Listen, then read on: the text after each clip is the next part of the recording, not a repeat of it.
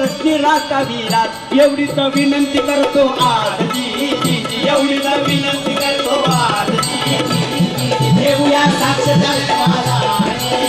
देऊया सरतात पाटील साहेब पडले सरतात गुटखा बंदीचा उठला आवाज तरुण पिढी बर्बाद होती त्या गुटख्यामुळं.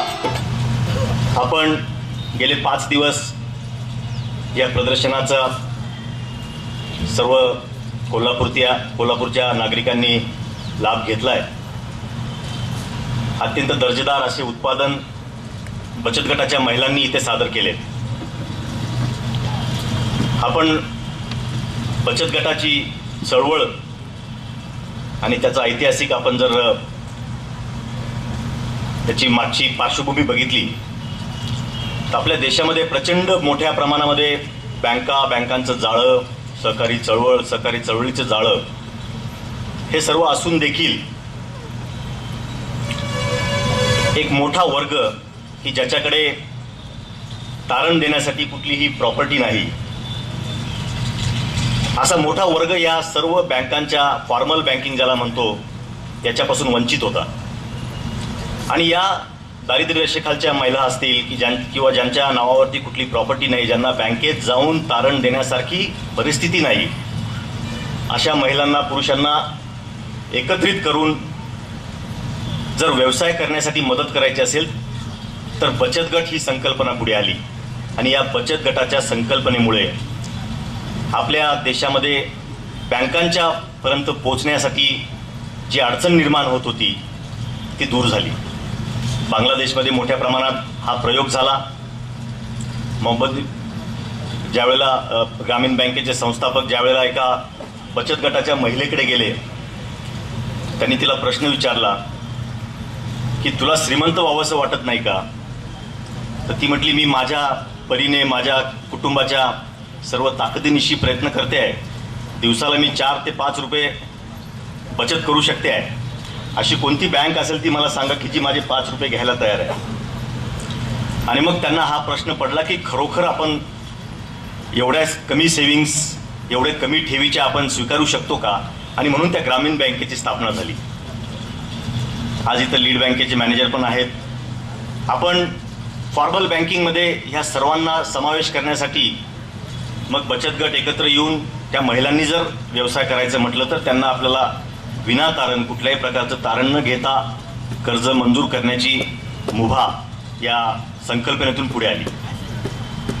आणि आज बघता बघता आपण देशामध्ये इतक्या मोठ्या प्रमाणात बचत गट तयार झाले, त्यांच्यामार्फत व्यवसाय निर्माण झाले.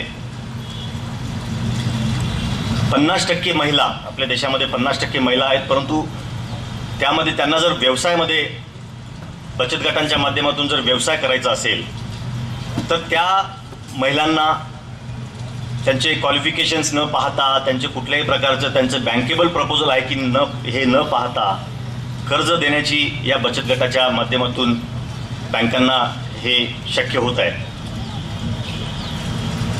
प्रगतीमध्ये कुठेही अडसर, शिक्षण न झालंय म्हणून प्रगतीमध्ये अडसर निर्माण होऊ नये यासाठी बचत गटाच्या माध्यमातून जास्तीत जास्त महिलांनी एकत्र येऊन व्यवसाय त्यांच्या या गटाच्या माध्यमातून करावा अशी ह्या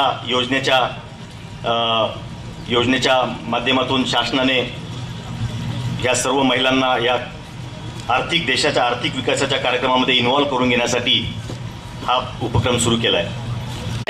चांगल्या पद्धतीनं हा महोत्सव इथं कोल्हापूरमध्ये आयोजित केलेला आहे. जिल्हा परिषदेच्या माध्यमातून, DRDAच्या माध्यमातून हा महोत्सव आपण कायमपणानं भरवतो.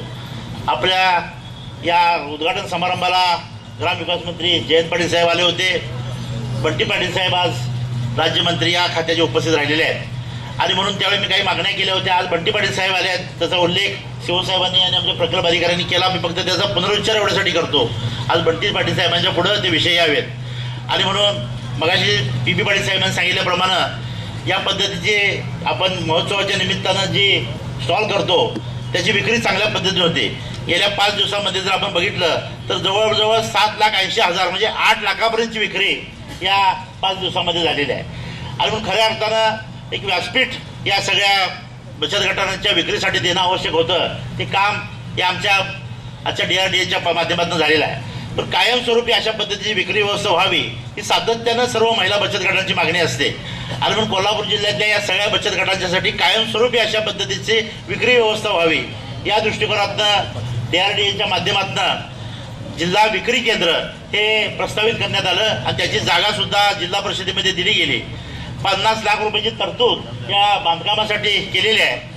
आपल्या DPCनं सुद्धा 1 कोटीची तरतूद केलेली आहे. मी जयंत पाटील साहेबांच्याकडे मागणी केली होती, त्यासाठी अजूनही जो निधी लागणार आहे 1 कोटी रुपयाचा तो आपण उपलब्ध करून द्यावा आणि म्हणून आदरणीय बंटी पाटील साहेबांनी सुद्धा त्यामध्ये लक्ष घालावं आणि ही विक्री व्यवस्था कायमस्वरूपी कशी होईल या दृष्टिकोनातनं या बचत गटांना आणि बचत विक्री व्यवस्थेला मदत करावी एवढी विनंती मला या निमित्तानं करायची होती.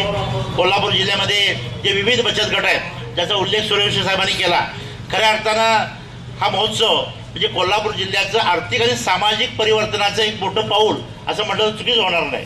या काळामध्ये आता आपल्या मगाशी आपण बघितलं, अनेक माता भगिनींनी सांगितलं, पहिल्यांदा स्टेजवर उभारलोय असा आमच्या पवार वहिनी म्हणाल्या आणि बाकी माता भगिनींचं मनोगत ऐकलं तर चांगल्या पद्धतीनं आपण विक्रीसाठी आणि आपल्याला जे आवश्यक स्किल आहे त्याचं त्यांनी मिळवलेलं आहे. आणि म्हणून अनेक बचत गटांशी बोलताना किंवा त्यातल्या कार्यकर्त्यांशी बोलताना मला त्यांनी सांगितलं बचत गटाची व्यवस्था उत्तम पद्धतीने चाललेली आहे. बचत गटाच्या माध्यमातून कर्ज व्यवहार आणि जे काही लहान मोठे व्यवहार ग्रामीण भागामध्ये व्हायला पाहिजेत ते उत्तम पद्धतीने चाललेले आहेत. लहान मोठे व्यवहारासाठी अडचणीसाठी ते उपयोगी ठरत आहे. पण यापुढे जाऊन आपण ज्या पद्धतीनं विक्रीसाठी काही उत्पादन वस्तू करतो त्यामध्ये सातत्यानं पारंपरिक पद्धतीच्या ज्या वस्तू होत्या त्याच्याही पलीकडे जाऊन आता बेंटेक्स सारखे दागिने असतील, मग कोल्हापुरी चप्पल असेल, अजून काही कोल्हापूरमध्ये निर्माण होणारे गुळ असेल, सेंद्रिय गुळ असेल, या पद्धतीच्या वस्तू या आता चांगल्या पद्धतीने उत्पादन होत आहेत.